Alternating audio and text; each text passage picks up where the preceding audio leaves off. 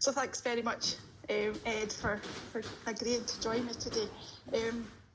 Just for everybody that's going to be watching, Ed Draper, amongst other things, a presenter on Sky Sports News. Actually, as I was doing some Googling, you're a man of many talents, I think, so lots and lots to talk about today, so I'm really looking forward to it. Well, that's kind, yeah.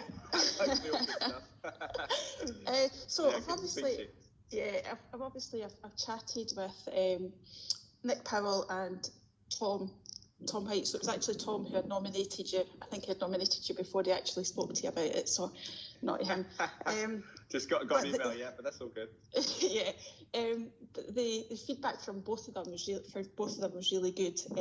So you're kind of up against it today. You've got hard acts to follow. Oh yeah, I'm sure. So what I thought we could do is maybe talk a bit about your background, because I wasn't going to do this because we had obviously done it with Nick and Tom before, but actually when I started Googling you, which I do for everybody, realised that you had such a sort of vast background, so really wanted to just pick up with you on some of that and how you actually got to where you are now. You share please? Yeah, absolutely. I mean, like you say, it's quite a lot to fit in, I suppose. Mm-hmm. But I was always in love with sport from an early age and football, but I did a lot of travelling as a kid. I was born in London, moved to Cardiff, Norfolk, and then the West Indies for a spell, and travelled quite a bit in the States, had family in the States, so I spent quite a bit of time around the world and still love football. And when I came back eventually to the UK and went to secondary school here, I always wanted to be a footballer, but then obviously that didn't happen. I think journalism came up as a sort of another option, which for a lot of us, I think, happens in our teen years. We don't get a big opportunity in football or sport or whatever. So I went to Loughborough University where I played football and coached football and spent summers coaching, and then ultimately went back to America for a couple of years, did a journalism qualification over there, which I had to convert when I came back to the UK in terms of UK law. But that was great. So I was in rural Ohio, covering things like American football, baseball, trying to do baseball commentary on local radio. It's hilarious. People walking by with, in those days, transistor radios, just cracking up at this English guy trying to do play-by-play baseball, which was a great experience, actually, because it made you be a little bit fearless about things. And then when you came back to the UK and tried to cover sports that more your kind of bread and butter, it was a lot easier. So I came back to the UK and worked sort of through local BBC radio, Absolute Radio for a spell, which was Virgin Radio before that. There's now a new Virgin Radio, so it gets a bit confusing with the landscape of things. But I did, lots of different work. Worked at Sky on and off since 2007, presenting initially in the digital realm, which was sort of videos online on skysports.com. I worked reporter for Pitchside for rugby. I did some boxing feature stuff and hosted a boxing podcast at Sky for 3 years, which was amazing, because that's one of the best things about technology is the platform. But similar to this, actually, in the sense that podcasting has created a different thing that wasn't there before, because people have time to have good conversations. And although it was a boxing podcast, which is still there, it was more sort of nuances about just life stuff, really. You had boxers in there for an hour, 2 hours, and had a good old chat. And I think that was a good time. But obviously been at Sky Sports News as well since 2014, and before that Sky News Sport under the stewardship of Nick Powell. Actually, Nick gave me my opportunity at the start, so grateful to him. Not that I'm sucking up here if he's watching this, but he's been a mentor at Sky as well. Actually, it's interesting you've already had him on, and Tom's been a long-term colleague as well, as a good guy, and I think a group of us now that go back quite a while, I suppose. I'm sure there is at your team as well, Susan, up there, that you've got this kind of relationship where you grow up with people, so it's pretty cool. Yeah, it's great, and actually the sort of networking between finance and all the different operational units, and the the production areas as well is really good. So it's completely different to other jobs that I've had. Really good. So you touched on boxing, the podcast that you had done on boxing. So I'm not the sportiest person in the world, but boxing I absolutely love it. And we were lucky enough to. We sort of follow Josh Taylor, who's Scottish, obviously. But we were lucky enough to be at a couple of the AJ fights as well. So, so really good, and it's kind of the whole family goes along. So we've got two teenage boys now, 17 and 19, so they don't really want to be with their mum and dad anymore, but they've got a boxing match with us, so that's really good. So that's my favourite sport. So obviously you're working and talking and living and breathing sports. What's your favourite sport to sort of participate in, commentate on, and just write about? I think participating would have to be from the age of, I think, 12 months. Since I could walk, I was kicking a ball. So I think football was always there. I played rugby at school as well. But I think football is there. And actually, I played football for the first time in over a year the other day, just outside Sky at the goal centre. Right, there, 7-a-side, which was just amazing, because I was chatting to my line manager, a guy called Steve Scott, about this. And he's trying to get into meditation. I think lots of talks about mindful meditation. But for me, playing football, or I play tennis a bit sometimes now as well, but just that immersion in a game could actually be really key, because going for a jog is nice, but it's just when you're playing a game and chasing a ball around, you just completely lose yourself, and there's no thought about tomorrow, what meetings you got, what jobs you got coming up. So I love playing football, but boxing is, to cover a sport, is fascinating. I've started doing during the pandemic, because we had sort of slightly go slow time when sport was on hold. Susan, I'll come back. Yeah, you got me back. Sorry. I started covering that a little bit and writing some articles for the website, and just compelling, like boxers, the stories you get. They're very open. They see the direct correlate between their profile and their following and their money. And I think it's a fascinating sport to cover, and the access is unbelievable. I mean, to cover football is great, but football's very manicured, nowadays very distanced in lots of ways, I think, because of the media protocols around it, whereas boxing, you still get to hang out with world champions and ask them great champions, and they're training with amateurs and upcoming kids. So there's a real mix in boxing gyms of people, and it is inspiring. And you mentioned Josh Taylor. I was lucky enough to be at the Josh Taylor Regis Prograis fight, which was, I think, one of the best experiences. And it's always amazing, absolutely amazing. Yeah, those guys very skilled, but going toe to toe, full of energy and endeavour. I think you always, and I'm going to speak soon to a guy called Tris Dixon, who used to be the editor of Boxing News, and he's writing a book called Damage, because a lot of us journalists who cover it, and Tris actually boxed a little bit himself, but you always feel a little bit of guilt, because these guys put so much into it, the men and women, and you always feel a little bit like, you're benefiting from that being there, but maybe the legacy for them is tough, actually, if you don't get out at the right time. So there's a lot that goes into it, but it's certainly an inspiring sport, because they just show courage, I think, which I think it's inspiring for everyday life. Yeah, real discipline as well. I mean, the training, I think, is absolutely... Anyway, I don't train at all. I watch it. In fact, I watch it most of the time with a scarf over my face, because I don't like seeing people actually hit each other. But you can apply discipline to every job, can't you? I suppose even your job is about having a rhythm and a routine, and kind of that you can take bits from sport into everyday life. These high achievers, I think, anyway. Yeah. That's good. I'm very jealous of you. But hopefully I'm going to get Josh Taylor on a walk with as well. So after this fight, I'm hoping I've got contacts. So hopefully we'll get there. So you were talking about your podcast. Yeah. So I'm in my 50s. I've worked in projects. I've been told that there's no such thing as a stupid question. So what is a podcast, and why is it different from sort of a radio show? I think the fundamental difference with podcasting, because podcast has no detail of how long it is, what it can be. When we started in internet media, there's always a thing that people have only got 5 minutes of attention.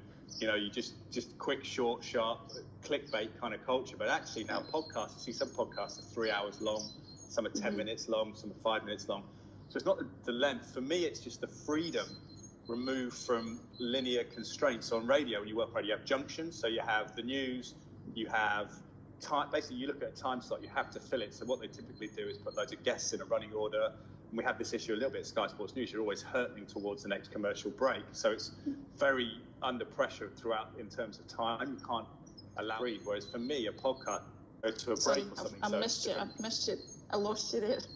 Sorry. You just froze for the last few minutes.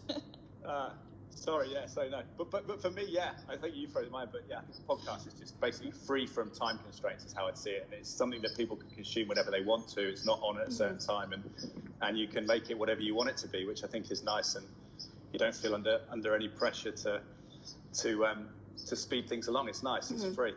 Yeah, sounds good. And actually, one of the first people I walked with, they had said, I like walking with listening to music, and they said that they actually prefer podcasts and listening to podcasts as they're walking.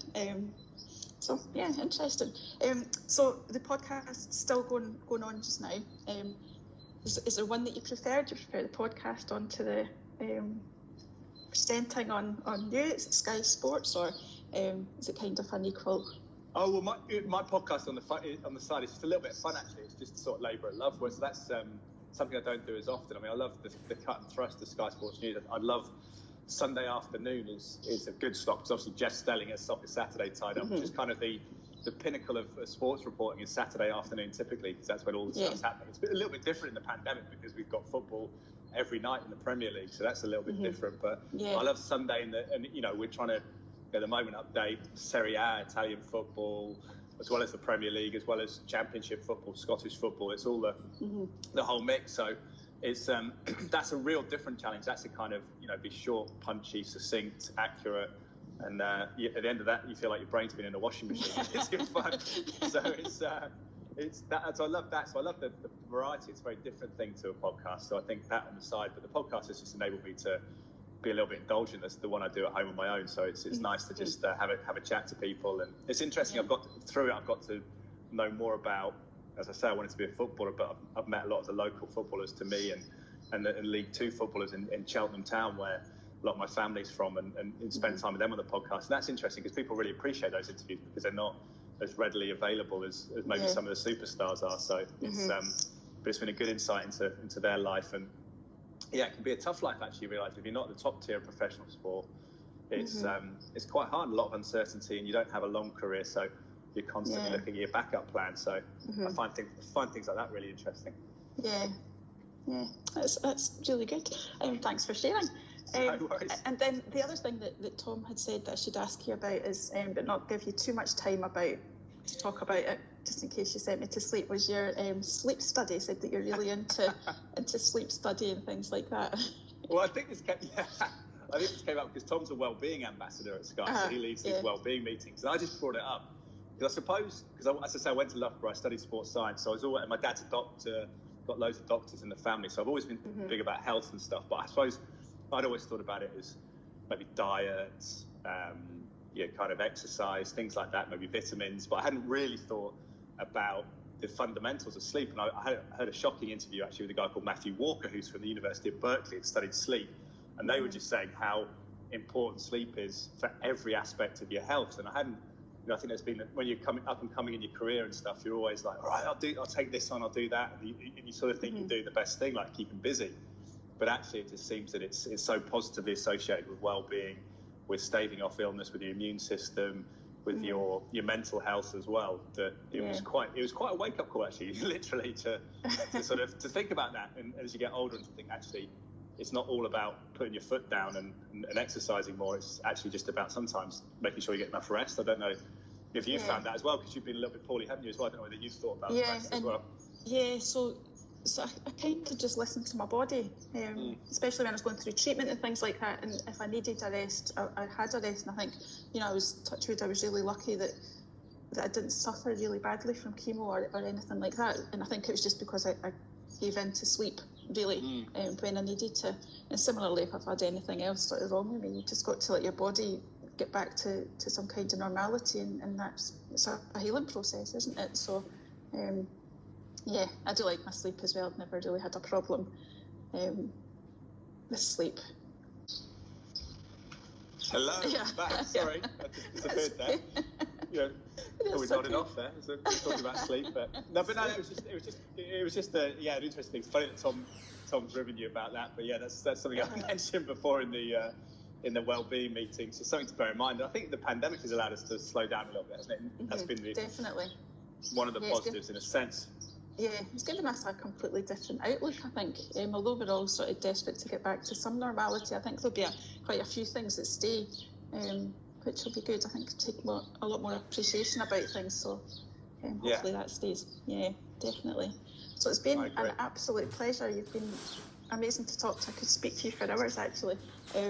I think these things have taught me that I'm very nosy and very selfish because I'm managing to find out about so much about people. So Well, it's weird for us because I mean I'm sure Tom and Nick said, but we're obviously usually asking the questions, so it's a different kind of role for us. But it's good fun. But it's a really nice idea, and I'm glad that you've used it to kind of inspire you and to invigorate you. Really, it's a great thing, isn't it? Yeah, and as I say, the feedback's been really good. I've been walking with quite a few different people from different areas and things like that, so it's been good and the feedback's been amazing. So thanks so much for taking the time out today, because I know that you're really busy. And I think you're going to nominate somebody, but after this walk. I've spoken to him. It's another presenter. It's another male presenter. So I don't know whether it's going to be. He was a bit worried that you would want a woman or someone to mix it up. But I guess you're getting through from other departments. Yeah. It's a chap. He's not a million miles from you. He's Pete Graves. He's actually he obviously works in London in the week, but he's from Newcastle, so he's down the coast from you. Sorry, did you get that? Pete Graves, he's on the hook. Yeah. Yeah, brilliant. Okay, so I'll catch up with him. If you can just send an introduction email. Absolutely. That would be brilliant. Yeah, thank you so much for your time. He was on with Tom last night, and I wandered past the set when they were on Sky Sports News, and I mentioned it to him. So I think he's up for it. So yeah, if you are. Okay, brilliant. Thanks very much for your time, and I'll speak to you later. Okay, thank you. Thanks, then. Thank you. Bye-bye. Bye.